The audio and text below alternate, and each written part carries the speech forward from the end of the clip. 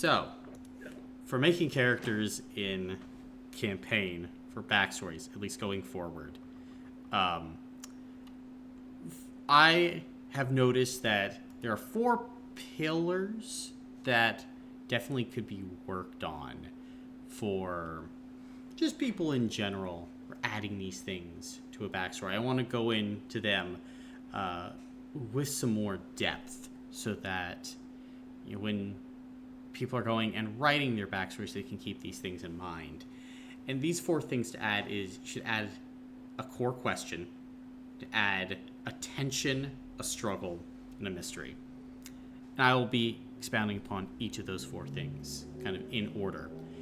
And adding each part here is going to make for a much stronger character.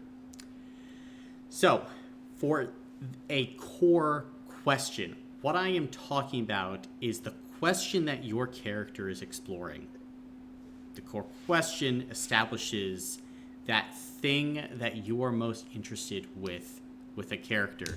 Because all too often, players build characters around moments. Good characters can be built off of great moments in a backstory, but they will just be good. It is, I don't want to call it impossible, but it is incredibly difficult to build a great character off of only moments alone in a backstory. Great characters are built by good ideas. Not even great, just good ideas that are being explored. And legendary characters are built by great ideas. So establishing what the thing you're exploring is very, very helpful in a backstory. So examples from popular culture, like the question of, will I give in to corruption? Frodo. Core thing that character is exploring throughout the entirety of The Lord of the Rings. And answering that question and the effects that it has on Frodo is what makes him a great character. Or like, will I be able to take revenge for the death of my father and Hamlet, and what that question does to Hamlet? It's not the moment of his father's death. Hamlet is about wrestling with the idea of murder, with depression, with all of these different factors that weigh upon Hamlet that comes along with his quest for revenge. So, having a core question is incredibly important, and a backstory and a character that misses that question is going to read as a very flat character. Then you have the tension. The tension is the internal problem that is stopping your character. Because often we need characters to fight against themselves as well as the world. So, a character with that internal tension, something that is stopping their forward progression, is incredibly important to creating an active character. What do I mean by an active character? An active character is a character with agency. It is something that a lot of characters without that internal tension do not have. Because characters are the driving force in a campaign. You are going from plot point to plot point to plot point. And so, what your characters want, how they are doing things, is incredibly impactful to any story.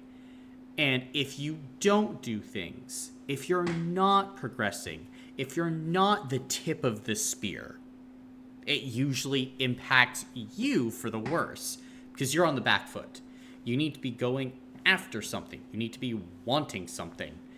So that internal tension is what characters with agency almost always have, because it's that thing that you constantly have to brush up against, that you are trying to overcome, that forces action. It forces a dynamic character rather than a static character. In campaigns, Player characters should be dynamic, pushing the story forward. So, gotta have this tension. So you need to create an internal tension that you will actually wrestle with. I cannot force you to RP that tension. That's a you thing. You have to be the one to accomplish this exploration of the tension. So, picking that internal tension is a problem that you have to be willing to RP and to wrestle with for pretty much the length of your character. Examples: greed, pride, a curse your character has, a need for validation that is to your detriment, a ticking clock of some sorts. That can be any number of things. If you're like a vampire, it's a need for blood, or a prophecy that's hanging over your head of your character that you're constantly fighting against, that the weight of that prophecy on your character. Now, the prophecy itself is not the tension. It's what it's doing inside your character's mind, how it's making them feel, them behave. That's the tension. Many, many times, players will say, I've created some tension. It's like, no. That's an exterior force. This needs to be internal. An internal struggle for your character. Because it's very, very easy to just go, we are just going to have external. Backstory can set up external. Backstory, though, is a lot of internal work for a character. So you gotta have a good tension in order to have a character that wants to move forward with agency in a story. Then you have the struggle, different from the tension. An external force working against your character. Backstories have a lot of external forces, but the key is that external force should provide open-ended plot hooks that can be dropped in a campaign so you can interact with that external force. So often, players will give external forces that either don't have any teeth or don't have these open-ended plot hooks. So it makes it so that force really isn't pressing on them in a campaign, not providing flavor for a character. The tension and the struggle, I think of them as salt and pepper for a character. If you want your character to be properly seasoned, you should have an internal struggle and an external struggle with open-ended plot hooks. Let's talk about those. Examples for plot hooks. A not good plot hook. My entire town was killed, and now I'm on my own. I already killed those that did the deed. This is bad. This is a bad plot hook. Because now, any connection to that event is contrived. And there are a lot of things about backstories that are contrived for campaigns like this, because it's a hodgepodge of different characters. But this is going to make that external force needlessly contrived, because you go, well, the entire town is dead, and the people who did the deed are dead. This amorphous group. So, if there's an ally that needs to kind of be brought up, well, now we have to explain why they didn't die, and there are contrivances that are added. The same thing for enemies. And so, ideally, we want to limit that amount in backstories and for plot hooks. Another not good. A ghost told me that an army of ghosts is coming to kill me and the world. Why is that not good? The campaign might not be about ghosts. An external force and that struggle. should probably align with the campaign in some way. And there should be some crossover, not just aesthetically, but thematically as well. That's why I add the themes and kind of the paint palette that a campaign is working with. It's so that y'all can get the feel of what the campaign is going to be and write backstories appropriately. Something that is, I think, really great is a plot hook like, a man named Isaac stole an artifact from my village. He escaped via a horse made of fire. It is my job to find the artifact. That's what I'm looking for. Ideally, you give the village a name. Ideally, you go ahead and maybe even give the artifact a name. Why is it good? It's clear. It's specific. It is actionable. You are using proper nouns to describe something that happened that you can make actionable. That when you hear these things, something happens. But also, there's enough vagueness where the plot hook is still open-ended. You can attack this plot hook from a lot of different ways narratively. So, open-ended plot hook, but few things to think about when you're kind of reviewing a backstory. Is the plot hook specific? Is the main moment already over? Right? So the main moment for the artifact example is, all right, the main moment is probably finding the artifact and getting it back. The main moment for the first one, well, I mean, the town's already killed. Like, everything's already happened. We've already kind of survived. We'd have to almost do a completely different plot from that moment to get that plot hook underway. So be thinking, is the main moment over? Are there proper nouns mentioned? Think of names. A backstory full of vague people, that's going to be rough. Because at that point, you don't really have any connection to that backstory. It's a real problem for players as of late, where you might write something, but you don't even remember what you wrote because you have no connection to it. Proper nouns give you a connection because you thought about it. You actually got in there and began to craft and create something, which gets connection, because backstories are all about connection. So you look and make sure there are proper nouns in the plot hook. And also, it's just the question, is there something left to learn? Is there something left to do that is open-ended? And I say learn because learn usually allows for more avenues. Do, that's only one thing, right? Like, in the last example, going and get the artifact, that's what you're doing. That's something. But when you go at it from something left to learn, who's this Isaac? What's this artifact? What does it do? Why is the horse made fire? Like, there's a lot of things left to learn, even in those small sentences. So keep these things in mind when you're running through plot hooks. And that's why that external force should be named, or it should be very obvious.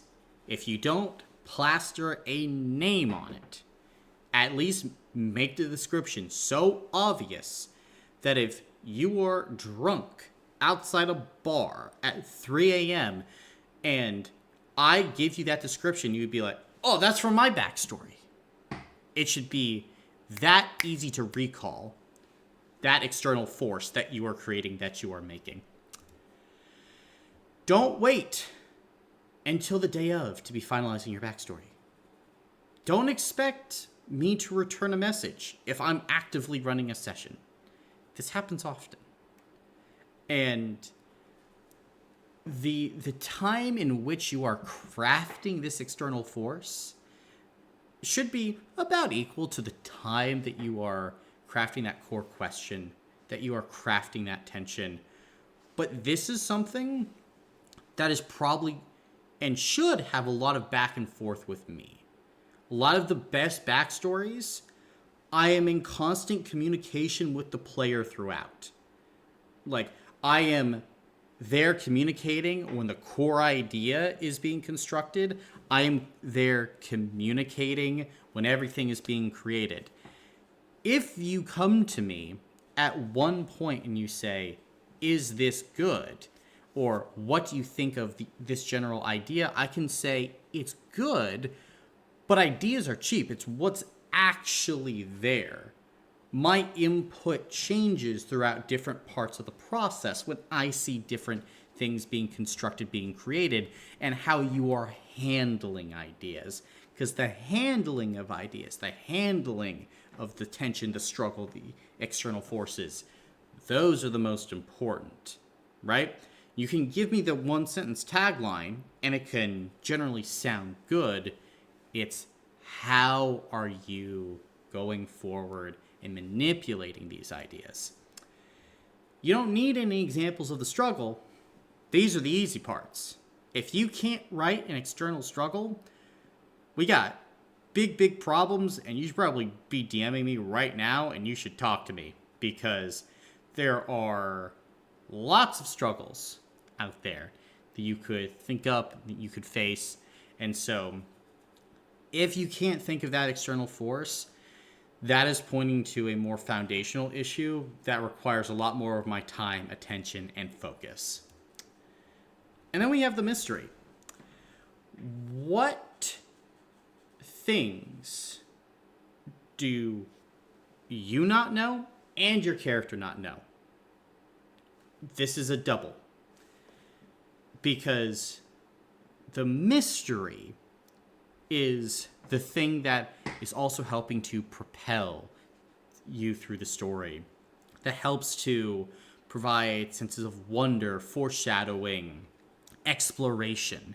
It's that thing that allows for your character to be surprised and for you to be surprised in a story, and for plot points to be sprinkled in throughout as you're trying to answer different mysteries. Backstory should be proper nouns really mixed with mystery. Kind of at the end of the day, you know parts of yourself. You don't know all of yourself, because we rarely know everything about our lives. I like to liken it as, you know about yourself. You see your family as well. You know about your family. But as you go throughout your life, you learn more about your family. And sometimes when you get old enough, you sit down at Thanksgiving and you learn why Uncle Billy ain't at Thanksgiving anymore, or some bit of family drama that you just weren't aware of until now. So that's what a mystery is. Those parts of yourself, your family, your general circle that you don't know yet. Pairs well with the struggle. As we said, you need those unknowns. But a lack of a name isn't a mystery. The lack of a description isn't a mystery. Not knowing a large chunk of something, that on its own is not a mystery.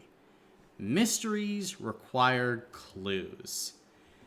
A mystery is when you know some information, but not the what, the how, the why. Not knowing the why. Major part of the mystery. Some of the easiest things to put out there, just not knowing why. And not just simply, I don't know why this random person didn't do something. I don't know why my brother Bob didn't do something, right? Not knowing the when. Because notice, the who and the where are known for mysteries. Because those old-timey detectives, as they sit down, as you begin to untangle that thread of truth, it's usually in a specific location with a specific group of people that we know are the suspects. You know, a good detective novel, that mansion on a dark and stormy night, a whodunit. We know the where, we know the who. We really don't know these other questions, right?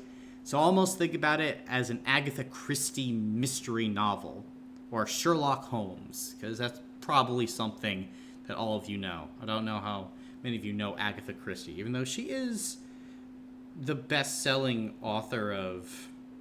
Is it all? Almost ever. I think it's only Shakespeare that has her beat. I So hope no so. fucking clue. So, know the who, know the where. These others you can manipulate. You know, start taking away bits of information if you find you have too much. And you can... This is where you kill your darlings, right? Because you probably have heard the writing advice, you need to kill your darlings, especially if like you're writing an essay or something. So this is if you say, well, I already know all of this. Unknow it. Say, well, now I don't know the why. I don't know the what. And if you say, well, I want to know all of this. Cool. Then craft something else to be your struggle, to be your tension, to be your mystery. Because if you can't kill those darlings to subtract, to add in some blank space, you gotta create some other blank space somewhere. But also, if you already know everything, it's probably not going to be brought up as much because that ground isn't fertile. It is depleted of resources to use. You know, the more unknown something is, the more juicy a plot hook in the meat, the more you're probably going to make me bite on it. You know, you can get me to bite on things really hard if you really want me to. A lot of player backstories, you know, for the players who are like, man, there's a lot behind that character, or man, this keeps getting brought up in a campaign. How does that happen? Well, let's be honest. It's because Ryan knows how to make me bite on an NPC really, really well. Or Peter knows how to make me bite on some unknown power or idea really, really well. Because they are really good at creating these unknown mysteries in those moments, in those places. So, now, go make a backstory. And if you're still struggling, I have some advice. Look at the character generator in the Wonder chat, because that is currently accurate for World Arc 2, and I think Brandon can attest, you can make a character very quickly with that thing. Very, very quickly. If you need ideas, look at the wiki or the volumes. Lot chalked in there.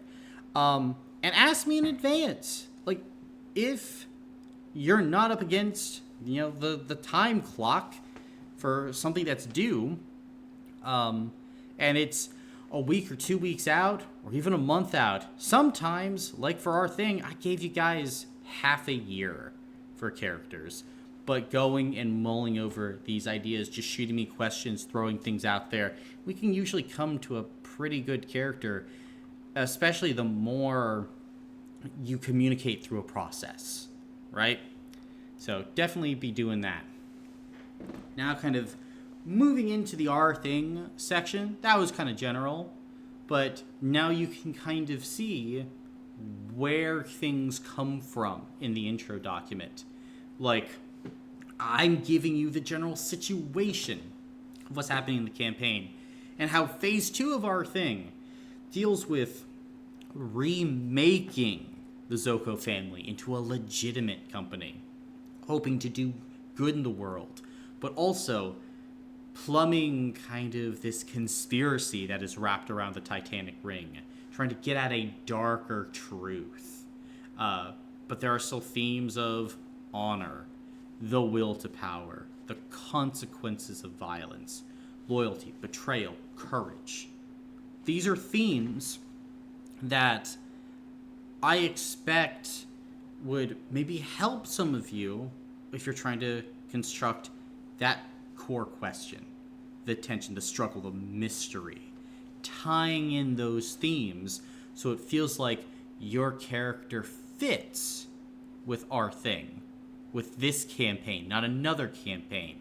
Because across different campaigns, there are very different feels. And a character that fits in one campaign might not fit in the other. And I know all players will say, yes, we get that. We get that point. That is understandable for why that is the case. But knowing the why behind why characters don't fit, because it might be, oh, they don't fit because they're out of genre, or something along those lines, or they don't fit because I want to deal with an enemy that's not a part of this time frame, or something along those lines. That is usually not why characters don't fit. In fact, genre breaks are generally fine. Like, you can make those work. Why things clash is because the theme doesn't match up. If the theme doesn't match up, it will not work. That's why you can have Tom Cruise in The Last Samurai playing what is essentially a cowboy who's given a samurai sword. He's out of genre. The reason why it works is because he is basically a cowboy who treasures honor, loyalty, and is trying to understand tradition and those values. And that is a major part of the samurai genre. And so, Ken Watanabe's character, who is actually the last samurai in the movie, is able to mesh with the cowboy. And it's moments like that that allow you to do cool things with a character. So, definitely look at the intro document. And then just a refresher as well for, characters for sessions, for backstory, length, because I generally need time to go through a backstory. And so definitely giving me that time is important for the making of a character. So now you should also be able to look and see why I'm posing these questions. All these questions are poking and prodding at things that should be in your backstory anyway. And if you leave them blank or they are not there or they're not fleshed out, that is not only a problem for the campaign itself, it's a problem for your backstory in many, many ways, because you are writing a static character, a vague character, an undynamic character, a character with out those internal mechanisms that you would really be looking for someone who is supposed to be pushing a story forward and who needs groundwork to get that story forward. I kind of look at it as you're creating a car without a full engine. It's not firing on all cylinders. And also, different cars actually want different kinds of roads, So if I don't know what kind of engine you have, I don't know what kind of road to accurately provide so that your character can be humming along through the entirety of the story. I kind of have to go on the fly, and particularly in a West Marches style of campaign, where you can just go long, long stretches without playing a character, then there's no continuity. And so that character is basically just you in a mask. And that makes it incredibly difficult. Also, through up the cruise there, just so that you know their general history as well. But this also must be said, that I put a lot of time into your backstories. A lot of time. sometimes it feels like more time than you guys do. And that is okay. But also, I need you guys to respect my time, my energy, and the if you are making a throwaway character, acknowledge it. Tell me, let me know. Because throwing away a character not only impacts you, it impacts me tremendously. And not just in terms of just like the raw hours put in, or like the NPC creation, the plot line creation. A lot of stuff was made, but I need to like grow to like your character before I go and start creating for them. So I'm having to say goodbye to a character that I like as well, in many cases. So I, going forward, am going to be giving more to players that have a better track record. And I'm saying that right now. So definitely just keep that in mind. That I have to, well, I don't have to, is the point. Put in a lot of time and effort into your backstory, going over things, connecting things up, because I am looking for how to make your character fun and interesting at session 1, 10, 50, and 100. I need to figure out where along this arc I can put in things for a character, which is even harder in a West Marches campaign, because I don't know where they're going to be. But it's true across all campaigns. So definitely, when you're creating backstories in the future, keep that in mind, because I certainly will be. But at this point, we can start creating